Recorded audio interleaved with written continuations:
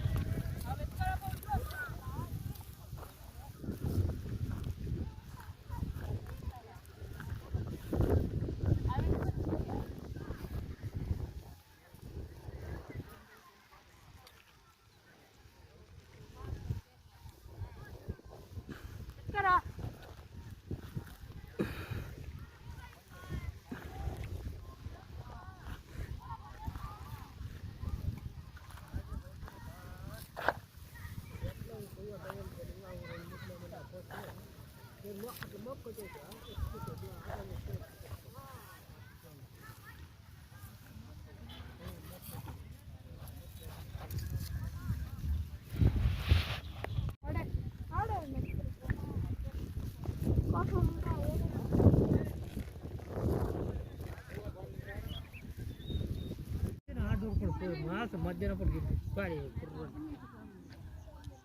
సూపర్గా అనిపించింది.